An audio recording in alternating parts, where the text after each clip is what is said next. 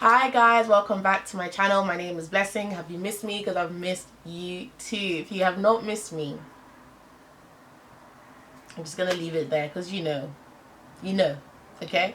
So today is something a little bit different. Welcome to a new segment on the channel. Listen, I'm just coming up with different things for you, okay? We're gonna be doing Tales by Moonlight, and this is the part on the channel, and this is gonna be the segment on the channel where I read to you basically. So it's gonna be story time, but you know, Yoruba edition. And basically we sell these Yoruba books. They're very small. The point is for people who are learning the language or people who already speak. And so this is good for people who are learning because you can use it to see the accent marks and use it to kind of figure out how to read, but also for people who already speak the language and just want to read a book in Yoruba. So they're not very long, so they're easy to manage, but there is no English translation, so they are the perfect test of how well you actually understand Yoruba, because if you don't know how to read properly, you will not be understanding the words, but they do help with accent and stuff. So I figured we're gonna start reading this. We're gonna make it a series. So each book I'll probably split up into different videos because it'll take a long time for us to sit here and read it all. You can purchase this book on yorubalessons.com. So there's different titles. You can just go and pick one up. I'm gonna leave the links down below for these books. So the first book we're going to be reading in Tales by Moonlight, today's book is called Apanilekun Jaiye. The title itself, Apanilekun Jaiye, means one who makes other people cry to enjoy his own life. So he enjoys his life by making others cry. So I'm going to just give you a brief overview of what the book is about. This is the blurb, and of course that's also in Yoruba. So nípa ìwé yìí, which means about this book. Ìgbéyàwó alárinrin ni Tèmídùn àti Àkànbí ṣe. Ṣùgbọ́n fún bí ọdún mẹ́ta lẹ́yìn ìgbéyàwó. Okay, I'm going too quick, so I'm going to slow down for you guys. So ìgbéyàwó alárinrin ni Tèmídùn àti Àkànbí ṣe. Ṣùgbọ́n fún bí ọdún mẹ́ta lẹ́yìn ìgbéyàwó ni Tèmídùn kò fi rí ọmọ bí. Kì í ṣe pé kò kúkú lóyún, ṣùgbọ́n gbogbo oyún tí ó ní ló ń bàjẹ́. Èyí ló mú jáde sí ọ̀rọ̀ ara ẹ̀. Àsìkò yìí gan-an ni ó tún lóyún mìíràn. Inú ìdùnnú yìí ni Tèmídùn wà tí wọ́n fi wá túfọ̀ ikú ọkọ rẹ̀ fún. Kí ló wá ṣẹlẹ̀ lẹ́yìn ikú ọkọ Tèmídùn? Ẹ máa bá wa kà á lọ nínú ìwé ìtàn alárinrin Apanilekun Jaiye. So what this is basically saying is there's a lady called Tèmídùn and a man called Àkànbí. They got married, but for the past 3 years since they've been married, they've not been able to have a child. And it's not like she doesn't get pregnant, but she always loses the children that she has. So eventually she went to seek for a way, how do I, fix this situation? But she got pregnant. And whilst she was really happy and rejoicing, waiting to tell her husband, they came and told her that her husband is dead. They brought his corpse home. And so basically the blurb is saying, what happens after her husband dies and she gets pregnant. So Emma Bawakalo, so follow us into the story and let's figure out what happens. So let us begin. I'm going to slow down, don't worry. I'm going to try to remember. Àkànbí lọ tajà ní ìlú Àbújá tí ó sì rí èrè rẹpẹtẹ níbẹ̀. Ìdùnnú yìí ni Àkànbí ń bá bọ̀ wá sílé kí ó tó ṣe alábàápàdé ikú òjijì lójú ọ̀nà. Ọkọ̀ elérò 15 ni Àkànbí wọ̀ lọ́jọ́ yìí. Ó kù dédé kí wọ́n wọ ìlú wọn ní ọkọ̀ yìí ya bàrà tí ó lọ forí sọ igi àràbà ńlá kan tí ó wà ní ẹ̀bá ọ̀nà. Ohun tí ó ya ni lẹ́nu jù ni pé Àkànbí nìkan ló dágbére fáyé lójú ẹsẹ̀ tí àwọn 6 sì dèrò ilé ìwòsàn. Wọ́n gbé òkú Àkànbí dìgbàdìgbà ó di ọ̀nà ilé.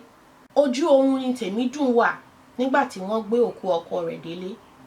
Láti ojú oorun ni Tèmídùn ti ń gbọ́ ariwo ẹkún níta. Kò mọ ohun tó ń ṣẹlẹ̀, láì mọ̀ pé iná ti ń jó òun lábẹ́ aṣọ. Tèmídùn bọ́ síta láti wo ohun tí ó ń ṣẹlẹ̀. Bí ó ti bọ́ síta ni ó rí òkú ọkọ rẹ̀ nílẹ̀ nínú àgbàrá ẹ̀jẹ̀. Tèmídùn sáré sí, ó sì bẹ̀rẹ̀ sí mì òkú náà jìgìjìgì. Bẹ́ẹ̀ ni ó ń pariwo, Àkànbí, Ha tí ó wí báyìí ẹ̀yìn ló mú lọlẹ̀ tí ó dákú lọ. Àwọn èèyàn bẹ̀rẹ̀ sí ní rọmilé lórí, wọ́n sì tún fẹ́ atẹ́gùn sí lára. Lẹ́yìn bí 20 ìṣẹ́jú ni Tèmídùn tó lajú sáyé. Kí a má fa ọ̀rọ̀ gùn, wọ́n palẹ̀ òkú mọ́. Ṣé ẹni tí ó sìnkú ló bo àṣírí òkú? Ẹni tí ó ń sunkún ariwo lásán ló ń pa. Tèmídùn sunkún, ojú ní pé òun kọ́ lòun rán níṣẹ́. Ìgbéyàwó alárinrin ni Àkànbí àti Tèmídùn ṣe. Ayé gbọ́, bẹ́ẹ̀ lọ́run sì mọ̀ pẹ̀lú. Kò sí oúnjẹ tí ènìyàn wá débẹ̀ tí kò ní rí. Ọ̀pọ̀lọpọ̀ obìnrin ni kò dáná nílé rẹ̀ lọ́jọ́ náà. Kí a má parọ́, ó yẹ Àkànbí àti Tèmídùn ní ọjọ́ náà. Ọdún kìíní, kejì, kẹta tí Tèmídùn ti wọlé Àkànbí kò gbọ́ kó, bẹ́ẹ̀ ni kò gbọ́ pá. Kò lóyún àárọ̀ dálẹ́ rí. Gbogbo ìgbìyànjú Tèmídùn àti ọkọ rẹ̀ láti di ọlọ́mọ láyé kí wọ́n lè bá a kúrò nínú ẹgbẹ́ àgàn pàbó ló ń já sí. Nígbà tí ó di ọdún 5 tí Tèmídùn ti wọlé ọkọ tí kò sì lóyún débi wípé yóò bímọ ni àwọn ẹbí Àkànbí bá parapọ̀. Wọ́n mú ìyàwó mìíràn wá fún Àkànbí. Àkànbí fárígá pé òun ò fẹ́yàwó. Ó ní bí àsìkò Ọlọ́run bá tó, àwọn yóò bímọ. Ó sì fi ìbínú lé wọn jáde kúrò nílé rẹ̀.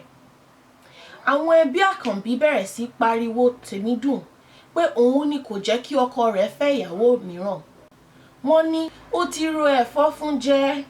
Nígbà tí ìsọlẹ́nu yìí pọ̀ ni Tèmídùn bá bẹ ọkọ rẹ̀ pé kí ó gba Àbíkẹ́ gẹ́gẹ́ bí ìyàwó kí àwọn ẹbí rẹ̀ yé pariwo òun kiri.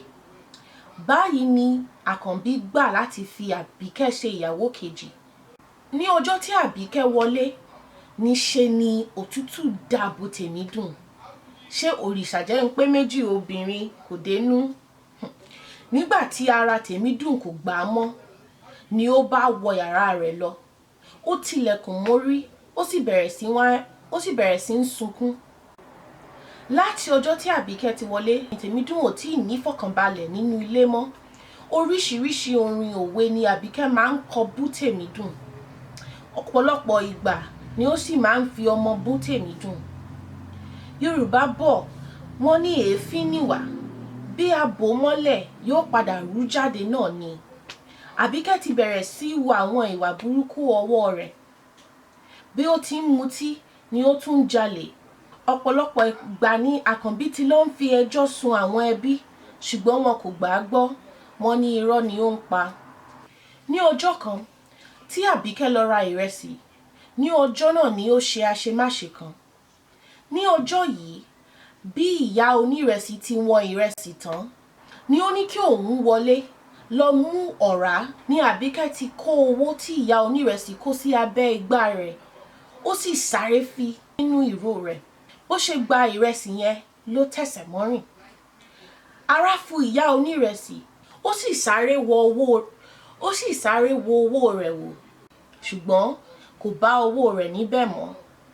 Ni ó bá fi igbe olè bọ́nú tẹ̀lé Àbíkẹ́ káàkiri inú ọjà. Inú ilé àkọ́kù kan ni wọ́n ti bá Àbíkẹ́ tí ó ń ka owó náà. Ìgbájú àti ìgbámú bẹ̀rẹ̀ sí ń pèsè fún Àbíkẹ́.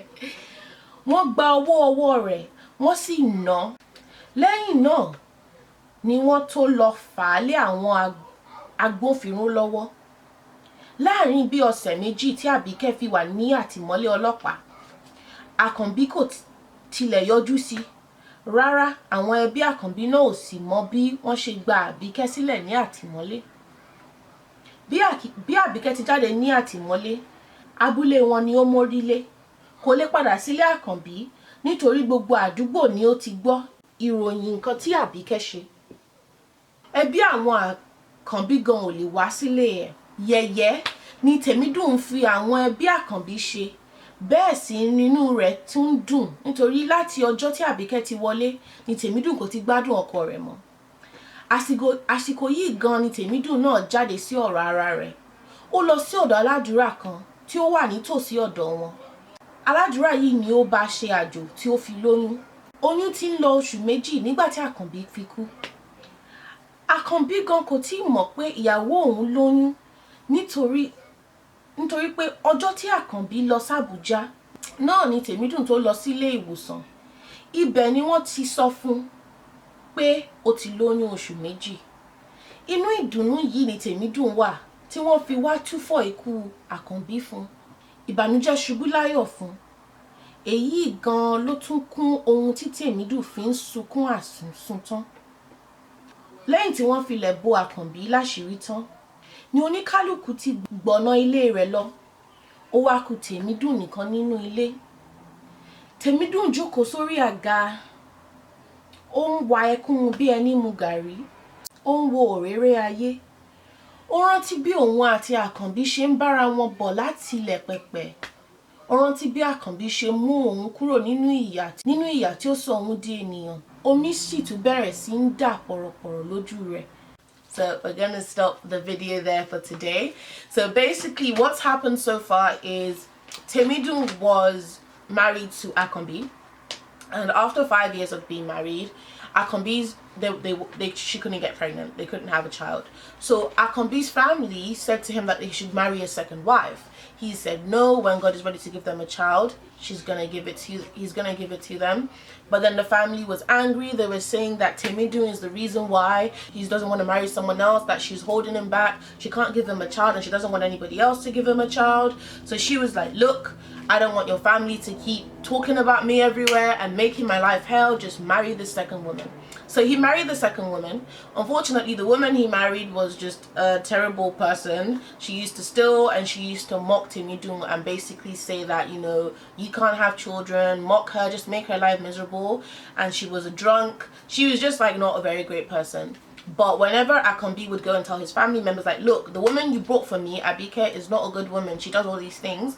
They would say that he's lying, and they would say that he's only saying that to get rid of her. So they wouldn't let him chase her out of the house. So one day, Abike, the second wife, went to buy rice from this woman. And when the woman went inside to bring a bag for her to put her rice in, Abike took the woman's money. The woman found out, and eventually people chased her through the market and found her counting the money in an uncompleted building.